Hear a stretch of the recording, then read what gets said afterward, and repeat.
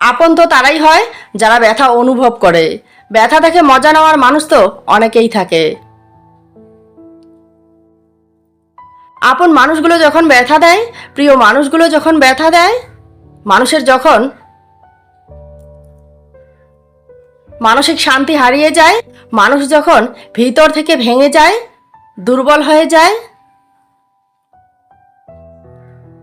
জীবনের ভালো থাকা হারিয়ে যায়, পৃথিবীর কোথাও গিয়ে শান্তি পায় না, তখন পৃথিবীটাই জাহান্নাম মনে হয়। সেই মানুষগুলোই স্বপ্ন ভাঙার কারণ হয়। মানুষ যে মানুষগুলোকে নিয়ে স্বপ্ন দেখে তারাই কষ্টের কারণ হয়। যে মানুষগুলোকে নিয়ে আমরা সুখী হওয়ার স্বপ্ন দেখি। কিছু মানুষ কখনোই আমাদের আপন হয় না, শুধু কিছু মুহূর্তের জন্য তারা আমাদের কাছে আপন সাজে। নিজেদের স্বার্থ পূরণের জন্য। যতক্ষণ স্বার্থ ঠিক থাকে ততক্ষণ সম্পর্ক ঠিক রাখে। স্বার্থ শেষে মন খুলে কথাও বলে না। বিষ কি? বিষ হলো সেই জিনিস যা প্রয়োজনের থেকে অতিরিক্ত কিছু, সেটা হোক ধন সম্পত্তি বা শক্তি। অতিরিক্ত চাহিদা, অতিরিক্ত লোভ, অতিরিক্ত মায়া, অতিরিক্ত শব্দটাই আমাদের কষ্টের কারণ। অতিরিক্ত শব্দটাই মানসিক অশান্তির কারণ। অতিরিক্ত শব্দটাই আমাদের কান্নার কারণ। অতিরিক্ত শব্দটাই মানুষকে আঘাত দেয়, জীবনের সুখ কেড়ে নেয়। সুখ কি? যা আছে, যতটুকু আছে তাতেই সন্তুষ্ট থাকার নামই সুখ।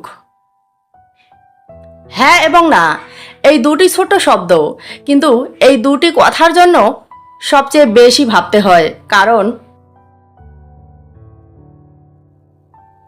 ছোট একটি হ্যাঁ, ছোট একটি না জীবন বদলে দিতে পারে। আবার কখনো হ্যাঁ এবং না শব্দের দ্বারাই জীবন থেকে অনেক কিছু হারিয়ে যায়। যেদিন আপনি বাস্তবতা সম্পর্কে বুঝতে শিখবেন, নিজের মূল্য বুঝতে শিখবেন, নিজেকে নিয়ে ভাবতে শিখবেন, সেদিন কে আপনাকে নিয়ে খারাপ মন্তব্য করলো, কে আপনার নামে সমালোচনা করলো, কে আপনার প্রশংসা করলো, সেগুলো নিয়ে ভাবার সময় আপনার থাকবে না। কেউ আপনার সমালোচনা করলেও আপনার মনে কোনো দুঃখ হবে না। কেউ আপনার প্রশংসা করলেও আপনার মনে কোনো আনন্দ হবে না। অন্যের সমালোচনায় মানুষ কখনো ছোট হয় না, আর অন্যের প্রশংসায় মানুষ কখনো উপরে উঠতে পারে না। মানুষ নিজের জায়গায় থাকে। এটা স্বার্থের পৃথিবী। এখানে মানুষ প্রশংসা করে লোভে আর বদনাম করে ক্ষোভে। মানুষ যখন নিজেদের প্রয়োজনে আপনাকে ব্যবহার করতে পারবে না, আপনাকে নিয়ন্ত্রণ করতে চাইবে, কিন্তু আপনাকে নিয়ন্ত্রণ করতে পারবে না, আপনি নিজের থেকে তাদেরকে বেশি গুরুত্ব দিতে পারবেন না,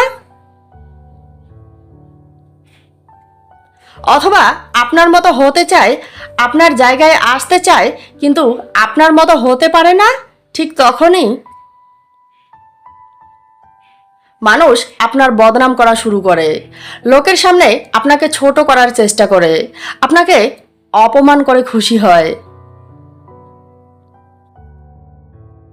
শত্রু বাড়ানোর জন্য ঝগড়া করার প্রয়োজন হয় না। আপনি একটু মন খুলে হেসে দেখুন। আপনি ভালো আছেন, ভালো খাচ্ছেন, ভালো পড়ছেন, সুখে আছেন, এটা মানুষকে বোঝান, দেখবেন অনেক মানুষ আপনার পিছনে পড়ে গেছে, আপনার ভালো থাকা নষ্ট করার চেষ্টা করছে। আপন ভেবে নিজের সুখের কথা সবাইকে বলতে যাবেন না। আপনার সুখে সবাই সুখী হয় না। আপন মানুষের মধ্যেও অনেক আপন মানুষ রয়েছে যারা আপনার সুখ সহ্য করতে পারে না। পুরো ভিডিওটা দেখার জন্য ধন্যবাদ। ভিডিওটা দেখে যদি ভালো লাগে লাইক করে দেবেন, পরবর্তী ভিডিও পাওয়ার জন্য চ্যানেলটি সাবস্ক্রাইব করবেন।